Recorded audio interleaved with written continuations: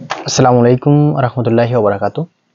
Epson L3110 3210 ও 3250 প্রিন্টারের ধারাবাহিক পর্বে আজকের যে বিষয়টি দেখাবো তা হলো হেড কেস কিভাবে ফিটিং করতে হয় এবং হেড কেস এর সাথে যে অনেক সময় হয় যে হেড বেল্টে সমস্যা হয়, হেড বেল্টে এই যে হেড বেল্ট কিভাবে সমস্যা হয় এবং হেড বেল্টের কাজ বাই কি, আর যে হেড বেল্টের সাথে যে মোটরটা থাকে আর যে হেডটা অ্যাডজাস্টমেন্ট করে এই বিষয়টি আজকের এই বিষয়টিতে কিন্তু এই ভিডিওতে দেখানোর চেষ্টা করব যে ইরোর জাতীয় যে সমস্যাগুলো হয়, ম্যাক্সিমাম সময় ইরোর কোড আসে রেড লাইট ব্লিঙ্কিং করে। এই যে রেড লাইট ব্লিঙ্কিং জাতীয় যে সমস্যাটি, এটি কিন্তু ম্যাক্সিমাম সময় আপনার হেড বেল্ট এবং এই যে হেড কেস এবং এই যে মোটর এর সাথে কিন্তু সাদৃশ্যপূর্ণ।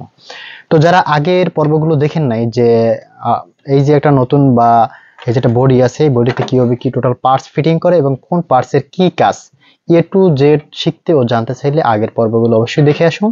তারপর এই পর্বগুলো যদি আপনি কন্টিনিউ করতে পারেন, আমি আশা করি যে ইপসনের যে বর্তমানে 3110 3210 এবং 3250 এই সামনে যে ধারাবাহিক যে প্রিন্টারগুলো আসতেছে আমাদের মার্কেটে, তো এই মার্কেটের যে প্রিন্টারগুলো ইপসনের কিভাবে কি কাজ করে, কোনটার কি কাজ এবং কোন পার্টসের জন্য কি হতে পারে, এই বিষয়গুলো কিন্তু একদম ক্লিয়ার হয়ে যাবেন আপনি। তো এর জন্য অবশ্যই প্রতিটি ভিডিও আপনি যদি কন্টিনিউ করতে পারেন, আমি আশা করি এই প্রিন্টার সার্ভিসিং এর কাজ আপনি অনেকাংশেই শিখে যাবেন ইনশাআল্লাহ। তো দেখি মূলত এটা কিভাবে কি কাজ করে। এর জন্য আপনাকে এই যে হেড কেসটি ফিটিং করার জন্য বা এই যে হেড কেসটি থাকে এটা বসে এটা ফিটিং করার জন্য আপনাকে যা করতে হবে, আগেই যে বেল্টটি থাকে বেল্টটি আটকাতে হবে। তো বেল্ট আটকানোর জন্য একটা বিষয় আপনি মনে রাখবেন, বেল্টের ভিতরে এখানে কিন্তু একটা চিহ্ন আছে, কোন চিহ্ন দিয়ে কিন্তু আটকাতে হয়। আপনি যদি উল্টোপাল্টা আটকান তখন কিন্তু বেল্টটি ছিঁড়ে যেতে পারে। এজন্য এখানে দেখুন, এখানে নাম্বার দেয়া আছে, এই যে দুই পাশে নাম্বার দেয়া আছে, এই নাম্বার ফলো করে এখানে যে মাঝখানে অথবা আপনি নাম্বারের যে কোনো জায়গা দিয়ে আপনি লাগাতে পারেন, কারণ এই পেজটা একটু হার্ড থাকার কারণে আপনার বেলটা অনেক সময় টিকসই হবে। দেখুন এখানে আর না লাগাইলেও সমস্যা নাই, কিন্তু সমস্যা না থাকলেও কিন্তু বেলটা ছিঁড়ে যাওয়ার সম্ভাবনা বেশি থাকে। এইখানে যে এই যে অপশনটা, এইখানে কিন্তু আপনি হেড বেলটা অ্যাডজাস্ট করবেন। অ্যাডজাস্ট করার জন্য দেখুন এখানে জাস্ট এইভাবে একটা চাপ দিবেন, চাপ দেওয়ার পরে এই যে দেখুন এই যেটা লক আছে, লকের ভিতরে কিন্তু একদম আটকে যাবে। আটকে যাওয়ার পরে এই কাজ শেষ মূলত। এরপরে আমরা যে কাজটি করব, দেখুন এখানে বেলটা একদম এই করে নেবেন। এরপরে যে আছে আপনার এই হেড কেসটা থাকে, এটার ভিতরে জাস্ট আমরা এইভাবে অ্যাডজাস্টমেন্ট করব। দেখুন এখানে জাস্ট এইভাবে অ্যাডজাস্টমেন্ট করব।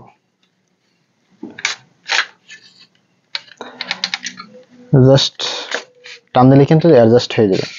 এখন কিন্তু জাস্ট এটা অনায়াসে কাজ করবে। কিন্তু এর আগে এটা লাগানোর পরে এই মোটরটা ফিটিং করতে হবে, কিন্তু এর আগে যখন লাগাবেন, লাগানোর আগে একটা কাজ করে নেবেন, সেক্ষেত্রে সবচেয়ে বেটার হবে। তা হলো যে এই পাশে যে সেন্সরটা থাকে, এখানে যে সেন্সর থাকে, এই সেন্সরটা লাগিয়ে নেবেন। সেন্সরটা লাগিয়ে নিলে তাহলে আর কিন্তু খুলতে হবে না।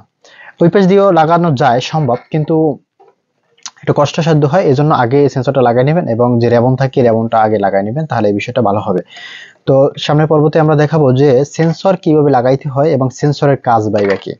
আর একটু কথা বলে রাখি যে এই হেড কেসটার মূলত কারণে কি কি সমস্যা হতে পারে, আমরা প্রতিটি ভিডিওতে দেখানোর চেষ্টা করি কোন পার্টসের কারণে কি কি সমস্যা হতে পারে। তো হেড কেসটার কারণে অনেকটা সমস্যা হতে পারে। আপনার অ্যালাইনমেন্টের সমস্যা হতে পারে। অ্যালাইনমেন্ট মূলত বিষয়টা কি, যখন আপনি একটা প্রিন্ট করবেন, প্রিন্টের সময় যখন ডাবল লেখা আসে, ডাবল যে লেখা আসে, অথবা দেখা গেছে আপনি একটা লেখা বা একটা টেবিল প্রিন্ট করছেন, টেবিলটার দেখা গেছে এক পাশটা কেটে গেছে, টেবিলটা একটুখানি বাঁকা বাঁকা হয়েছে, আর লাইনগুলো ঠিক মতো নাই, অ্যালাইনটা ঠিক নাই।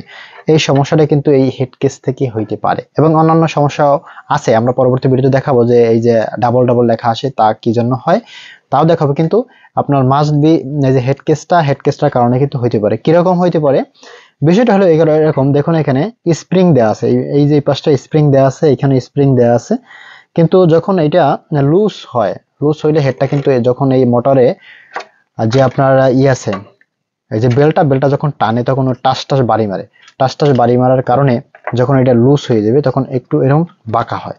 যখন এটা বাঁকা হওয়ার কারণেই কিন্তু এইটা আপনার অ্যালাইনমেন্টটা ঠিক থাকবে না।